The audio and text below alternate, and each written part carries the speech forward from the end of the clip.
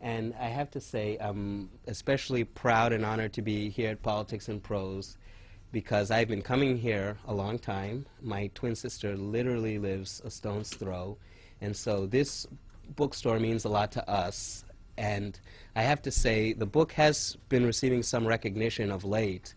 But Barbara and the store invited us and agreed to have us before any of that recognition came. And so I feel like you're a bit of an angel investor, or at least an early adopter. We wanted to have you so badly. We like the book so much. Thank you. So here I am, and here's Searching for Whitopia, and here you guys are. What I'll do is I'll speak about the book for 20 minutes, and then I'll entertain some questions. And I want to begin by just describing what I did and how I came to write this book and what it involved. And then I want to share with you some of my insights I learned writing the book.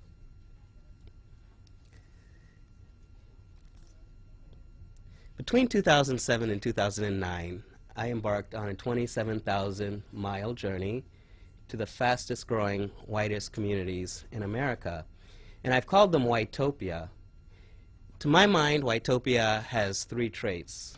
The first is that since the year 2000, they have grown by at least 6% in population.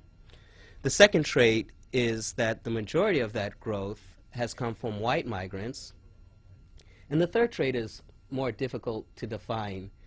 Whitopias have a pleasant look and feel, a social charm. I guess you could call it a je ne sais quoi. And so, as Barbara mentioned, I list in the back very thoroughly every county in this country that qualifies as a Whitopia. And there's upwards of nearly 300 of them. So I decided to take 3 such places as representative samples and to embed myself in these communities for 3 to 4 months apiece during the years 2007 to 2009. The first of those communities was St. George, Utah. The second was Coeur d'Alene, Idaho. And the third was Forsyth County, Georgia. Starting with St. George, Utah. In case you have, first of all, how many people here have been to St. George, Utah? Anybody? I have. You have? Mm-hmm. Okay. Maybe I should ask you to describe how beautiful it is.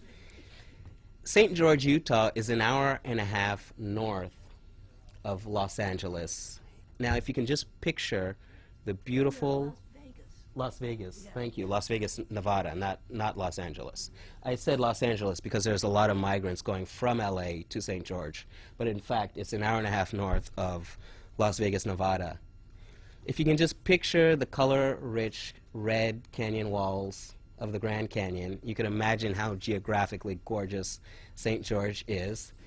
In terms of golfing, it has one of the most golf courses per capita of any town in America. And so there I was in St. George, Utah. I did a lot of socializing in St. George, Utah. As Barbara mentioned, I threw dinner parties, and I had people over. I rented a villa in the Entrada, which is one of the most prestigious gated communities in St. George. And by the way, the reason I embedded myself in these communities is because I cannot understand or I cannot imagine how one would get a spirit of a place or the essence of a people without actually living there. I didn't want to pull this out of my butt from an armchair in New York City and say, these are how these people are. And so that's what I did. So going back to St. George, Utah, another element of my socializing is I fell in with a poker crew. And every week we'd play Texas Hold'em, and there was a $10 buy-in. And so I say this because the socializing was a big element of how I got to acclimate myself to these communities. And beyond the socializing, I attended a lot of community-related meetings. I attended the local county Republican meetings. I attended county zoning meetings, county planning meetings, because many of these communities are growing quickly. And I also attended a meeting called the Citizens Council Against Illegal Immigration in St. George, Utah. And I think I was caught a little bit off guard about how hot, how contentious an issue illegal immigration is in St. George, Utah. and I followed the founder of this organization. And so one theme that really emerged in St. George, Utah, which I'll speak about more in depth, is the idea of illegal immigration. So that's St. George, Utah. The next Whitopia I visited is Coeur d'Alene, Idaho. Coeur d'Alene, Idaho is listed in Patricia Schultz's book, 1,000 Places to See Before You Die. And indeed, I came to find out that it is a sportsman's paradise. There's a lot of fishing, a lot of hunting, a lot of golfing in Coeur d'Alene, Idaho. Two things I'd like to say about Coeur d'Alene, Idaho, just describing to you the most memorable experiences I had in Coeur d'Alene, Idaho. The first is that there is an expatriate community of retired LAPD officers who've decamped to Coeur d'Alene, Idaho, especially after the Rodney King riots of 1992, the most famous of which is, of course, Mark Furman. Mark Furman is of OJ fame, is living in Coeur d'Alene, Idaho. And so I interviewed the cops. I got to know why they're there, what the community is like there. And I think they're pretty tight-knit. They're a tight-knit community that bowls together, that has potlucks together, that has golf tournaments together. And the second most memorable time in Coeur d'Alene was when I visited the Christian Identity Church. And for those of you who don't know, Christian Identity is the religious arm of Aryan Nations. And they have an outpost a little up the road from Coeur d'Alene in Sandpoint, Idaho. And I wanted to see what they're about. In other words, I feel that a lot of white anthropologists have gone, quote-unquote, to the inner city or gone, quote-unquote, to the ghetto, or at least they write about it without actually talking to the people who live there. So I didn't want to repeat that mistake in reverse. I didn't want to talk or discuss the people that I had never met. And so there I was at the Christian Identity Aryan Nations outpost. And you know, as a black person in that kind of environment, you can become a bit wary. So I heard some interesting conversations there. What the retreat comprised is, a lot of political sermons, a lot of religious sermons, and a lot of socializing on the porch between those sermons, coffee breaks. And two white separatists were speaking. One had been affiliated to David Duke, and he was complaining. He was saying, that David Duke, he talks a big game, he calls himself a nationalist, but he only has 2 kids. Educated Aryans need to have more kids. David Duke has only 2 kids.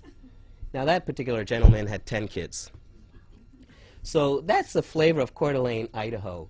The last thing I'll say about my visit to Coeur d'Alene, Idaho is that, call me naive, but I realized the extent to which class can riven this country and the extent to which this book is more about class than it is about race. And that even in a homogeneous white community, you can have a stark class divide.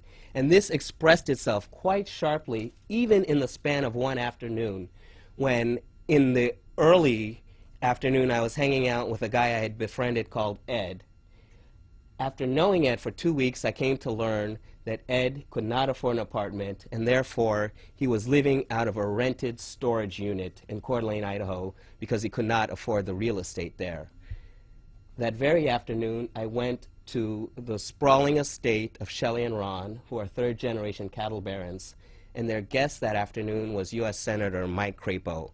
They were having a meet and greet for Senator Crapo, and during that meet and greet, everyone complained about taxes, and the senator promised the gathering more tax relief. So I thought that was a very telling, poignant idea of how A, taxes, or too many taxes, are a big issue in Whitopia, and B, how you can have a class divide. And so often, especially in a community like this, we talk about gentrification in terms of, oh, white folks are moving into these urban neighborhoods and they're gentrifying it, but also realize that white people can gentrify working class white neighborhoods also. And I'd be in a bar and people would say, because these communities, these Whitopias have become so expensive, and this is a local 3rd-generation sharing an experience saying, I will not be able to raise my kids in the very community I grew up in. So class is a big issue in this book.